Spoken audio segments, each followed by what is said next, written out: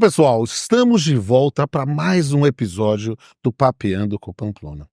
E hoje nós vamos falar sobre um tema muito importante e sensível da contemporaneidade: feminismo negro. Sabe que eu vou entrevistar?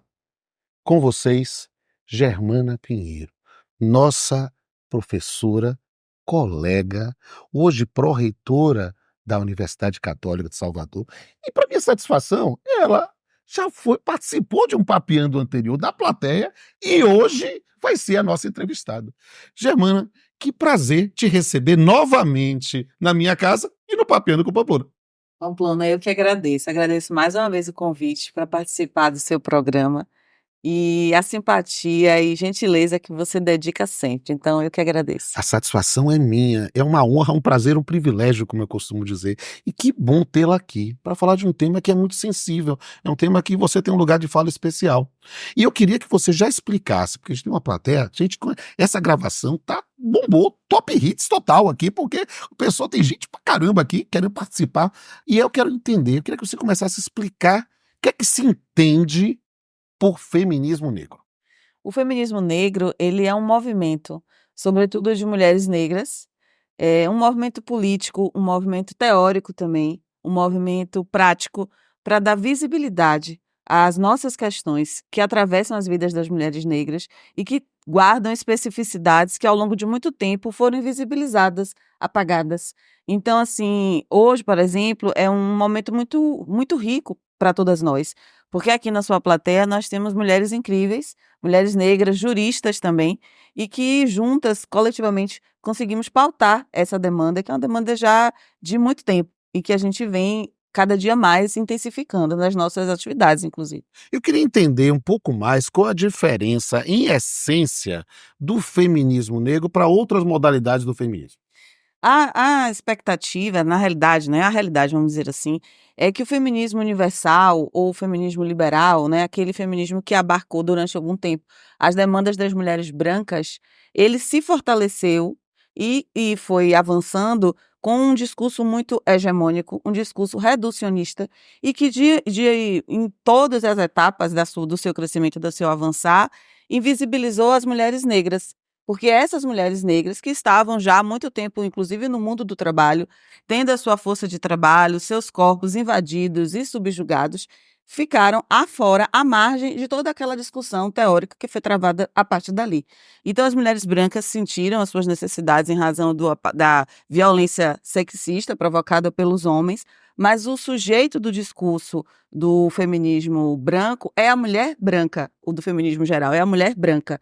Enquanto que o discurso para as mulheres negras, isso não te atende, isso não chega até você, não te alcança, porque todas as nossas especificidades, forçadas inclusive em razão de todo um processo violento de escravização, não estavam ali naquele contexto, ao contrário, né? Elas estavam sendo e continuavam sendo exploradas. Então existe uma diferença muito marcante e que veio crescendo ao longo do tempo e se colocando. Eu, quando fui preparar o roteiro para fazer a entrevista para você, eu comecei a pesquisar e eu vi muitas coisas. Eu queria aqui entender quais são as principais referências sobre o tema. Eu confesso a você que eu sou um aprendiz e eu comecei a pesquisar e vi, puxa, quantas referências importantes, achei isso sensacional. Aí eu queria saber, para você, quais são as principais referências. Tá, eu vou começar te falando de Lélia Gonzalez, né? Lélia Gonzalez, para a gente, é uma grande referência brasileira, né? Por um feminismo latino-africano, latino-africano, como ela sugere.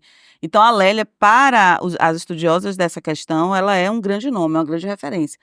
Mas eu posso colocar também Sueli Carneiro. Então, Sueli Carneiro, ela fala sobre sexismo, racismo, desigualdades no Brasil, e ela tem uma frase que é icônica, ela fala: entre a direita e a esquerda, eu continuo uma mulher preta, sabe? Então, Sueli Carneiro, Lélia Gonzalez no Brasil, sobretudo, mas a gente pode acrescentar outras também. A Angela Davis, ela Sim, é um nome mundial, uma referência né? mundial. A Angela Davis, a Grada Quilomba também, Memórias da Plantação, que é o livro mais conhecido dela. E a gente falaria aqui de várias outras, Certo. mas essas aqui, para mim, são as que mais. Falando historicamente, como é que se deu assim essa evolução do desenvolvimento do movimento feminista negro? o movimento feminista negro, ou então o feminismo negro, ele se fortalece ainda na década de 60, Verdade. né? Vem crescendo a partir dali, quando se percebeu que essas demandas que eram postas em reação à luta feminista branca, em razão do movimento dos direitos civis americanos, por exemplo, que não contemplava as mulheres brancas, ou então o movimento negro, que também não contemplava as mulheres negras, né? Então, o sujeito seria o homem negro ou a mulher branca. Então, ali começa a surgir e se fortalecer o movimento feminista negro. E no Brasil, a gente tem um avanço maior a partir da década de 70, 80, justamente com essas expoentes que eu te falei aqui, a Lélia Gonzalez, a Sueli Carneiro, entre outras. E pensando lá, que a gente tem que arrematar essa primeira parte, eu queria que você falasse um pouquinho quais são os conselhos que você daria para essa plateia aqui, para quem está participando, vendo isso, o YouTube alcança tantos lugares, né? Então isso é sensacional. Quais os conselhos você daria para quem quer se aprofundar um pouco mais no estudo do feminismo negro? O primeiro conselho que eu poderia te dizer, até como educadora, é que estudem sobre o tema, aprofundem os seus estudos e se organizem de maneira coletiva. Existe a Bell Hooks, que também eu acabei nem citando, mas que é também uma grande referência para todas nós, como feminista negra. A Bell Hooks tem um livro dela que é a Teoria Feminista do Centro para a Margem, né? E ela fala o seguinte: veja, as mulheres negras há muito tempo já se organizam dessa maneira, já vivem em rede, já tem uma herança ancestral que ele coloca nessa condição de pensar enquanto aldeia, enquanto comunidade. E eu acho que esse é um grande conselho. Então, aqui hoje, por exemplo, nós estamos aqui diante de grandes mulheres negras que me forjam enquanto pessoa e que trabalham e que vivem junto comigo essa realidade. Então, assim, eu já deixo aqui, eu rendo homenagem a elas todas que estão presentes e a, por exemplo, a professora Cléa, que foi a pessoa com a qual você fez a última, Exatamente. né, programa. E Cléa, para mim, para todas nós, é um grande ícone por isso, porque ela nos diz, e aí deixamos esse conselho: andemos juntas, estudemos sobre o tema, aprofundem e se coloquem nos espaços de poder. A gente precisa estar lá, precisa estar nos espaços de decisão e de poder. A gente não aceita mais, menos do que isso. Massa. E digo mais, olha, aproveito levantando a lembrança de Cléa, veja também o episódio que nós fizemos sobre políticas públicas antirracistas com Cléa, e é um episódio muito legal. E olha, tem uma galera que tá doida pra fazer pergunta. Daqui a pouco a gente volta. Meu nome é Larissa Leite e a minha pergunta é: como é ser uma mulher negra em uma posição de destaque no meio acadêmico e jurídico, no âmbito nacional e internacional? Então, Larissa, doutora Larissa, a sua pergunta para mim me toca muito forte, porque eu entendo que esse lugar que hoje eu exerço, nas minhas diversas atividades, é fruto dessas vivências todas, inclusive da sua história, que passa pela minha, e eu tenho muito orgulho disso. Só que não é um lugar tão confortável, porque eu ainda me sinto muito sozinha. Eu penso que eu posso até ser a primeira, mas eu de fato não quero ser a única e muito menos a última. Então, minha perspectiva nesse lugar é que muitas outras mulheres estejam junto comigo. Então, várias vezes, em vários momentos, eu me vejo diante de uma sala onde só tem pessoas brancas ou homens. E isso ainda me incomoda muito. Então, exercer essa atividade, ter esse destaque, me deixa muito feliz. É uma trajetória que eu tenho muito orgulho, mas eu volto a dizer: tem que ser coletiva. Então eu preciso que várias de vocês estejam comigo nessa. E muitas vezes eu faço isso mesmo. Diante de mim passou uma mulher preta, eu vou ter toda a atenção e dedicar a ela toda a minha inteligência. Eu acho que é a grande frase do poeta. Um mais um é sempre mais que dois. Eu acho que essa construção coletiva é um grande lance. Para as mulheres negras é fundamental, porque nos fortalece nesses ambientes que muitas vezes são hostis, porque são fruto desse sistema racista, machista, né? Essas opressões que nos atravessam de uma maneira interseccional, que é o que a própria Grada Quilomba fala, Patrícia Hill Collins também, como as opressões atravessam a mulher negra de maneira interseccional. Perfeito. Me chamo Sheila Hollenberg. Eu gostaria de saber de Germana Pinheiro qual é a relação entre feminismo negro e interseccionalidade. Então, Sheilinha, minha amiga querida, a Patrícia Hill Collins fala sobre isso, a própria Grada Quilomba também, e o que elas colocam é que para a mulher negra não tem como você pensar de forma separada raça e gênero. Isso nos atravessa de uma maneira muito intensa. Então existe a necessidade de pôr a lente da interseccionalidade. Quando a gente fala interseccionalidade, a lente é a maneira, a lógica com que você vai analisar todos esses fenômenos que nos cercam. Então é uma urgência que seja feito dessa maneira. Eu acho esse tema fascinante e não duvide se eu ainda farei um papeando só sobre interseccionalidade. Acho um tema fascinante mesmo. Oi, meu nome é Josi e eu queria saber da sua opinião dos desafios das mulheres negras enfrentados na atualidade.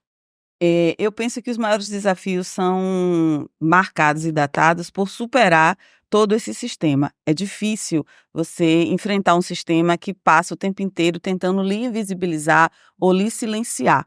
E aí a gente está falando da promoção de educação antirracista, de processos de seleção para ingresso nas instituições que tenham esse olhar da interseccionalidade, que tenham marcado as vagas e opções para as mulheres negras.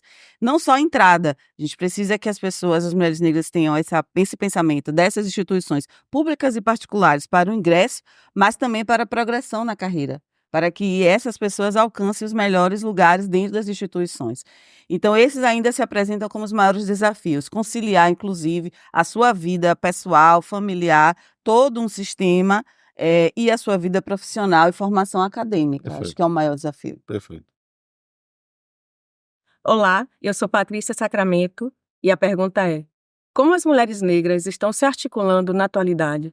Então, Patrícia, eu creio que essa resposta ela passa, por exemplo, pelo nosso coletivo, o coletivo Esperança Garcia Luiz Gama, e que também se torna ali um momento de acolhimento das nossas dores e das nossas questões. Então, esse coletivo é formado por juristas negros, mulheres e homens, mas assim também existem outros tantos que são coletivos somente de mulheres e mulheres negras. E isso é importante nesse momento. É uma formação, uma coletividade com atuação prática, política, teórica, inclusive, e que desenvolve ações que vão dar aí cada vez mais espaço e visibilidade para as nossas questões específicas. Eu acho isso sensacional e acho muito importante, na condição de homem branco, hétero, cis, que a gente leia mais mulheres negras. Até vamos fazer uma indicação aqui, porque eu tenho um volume anterior, recebi hoje aqui o Direito Negro Referenciado, número volume 3. É muito interessante a gente compreender esse lugar de fala. E olha, estimula a leitura. Obrigada. Esse livro, inclusive, Pamplona, ele é uma obra coletiva, né? A professora doutora Sheila, que está aqui conosco também, participa dessa construção. Convida as colegas e colegas que passem também, participem da próxima edição, que é a 4ª. E dentro desse livro, o prefácio dele, ele faz uma referência a todas essas mulheres que eu acabei de citar aqui no seu programa, que contribuem para a nossa formação. Perfeito. Então é muito interessante de fato. E a gente observa pelo livro, inclusive, que os juristas e as juristas, sobretudo as mulheres, nós falamos e discutimos temas diversos, não apenas racismo, mas falamos de temas diversos. E isso dá, inclusive, entrega para a sociedade, né? Devolve para a sociedade. Olá, meu nome é Gabi Maffei e minha pergunta é no sentido de qual a importância do feminismo negro para a sociedade contemporânea? Eu vou deixar aqui duas frases que eu acho que para mim marcam muito. Primeiro, Angela Davis, quando ela fala, né, quando uma mulher negra se movimenta, toda a sociedade se movimenta junto. Isso é importante porque ela nos diz o quanto a gente está fazendo a diferença e a gente precisa continuar com toda a dureza que às vezes se apresenta. E também vou encerrar falando, ou deixar na resposta para a Gabi, minha querida amiga Gabi, que faz parte, inclusive, de vários coletivos junto comigo também, de várias ações políticas. Eu vou deixar aqui a Conceição Evaristo, quando ela nos diz que fiquemos, então, com esperanças, embora não cegos diante de uma realidade tão difícil, mas plenos de esperança e reinventando a nossa sobrevivência, porque é isso que nos cabe como mulheres negras nesse mundo tão hostil para as nossas pautas, é reinventar a nossa sobrevivência, insistir na nossa resistência e continuar escrevendo sobre o assunto, tratando do assunto, conversando coletivamente, se acolhendo também. Amém. Infelizmente, minha amada, a gente precisa encerrar, porque o programa tem uma limitação no tempo. A gente precisa, mas esse é um papo que a gente vai continuar tendo pessoalmente, virtualmente, em todos os espaços possíveis. Mas esse momento de arrematar é o momento que eu gosto de fazer o meu brinde com a indefectível caneca do Papeando com Pamplona, para que a gente possa celebrar isso aqui. Um abraço a todos e todas, e principalmente a todas as mulheres negras. Muito obrigada. E vamos encerrar trazendo também um pouco de poesia. Papiano sempre foi construído nessa ideia da interface do direito da arte e sempre buscando uma expressão poética dos temas jurídicos. Até a próxima. Feminismo negro. No coração da luta, onde a voz ressoa, celebra-se a visibilidade da pessoa, que não pode mais ficar calada, nem muito menos ser silenciada. Das sombras do passado, ergue-se altivo, um movimento imparável e decisivo. Contra a opressão, levanta-se em união, celebrando a força, a coragem e a visão. Mulheres negras, guerreiras de luz, quebram as correntes, desafiam a cruz. Nas ruas, palcos e páginas da história, o feminismo negro escreve sua trajetória, reivindicando espaço, justiça e igualdade, empoderando vidas com amor e dignidade. É a voz que ecoa em cada canto e esquina, a luta pelo direito de ser quem se destina. Feminismo negro, raiz de resistência e poder, estrela que ilumina o caminho a percorrer. Força.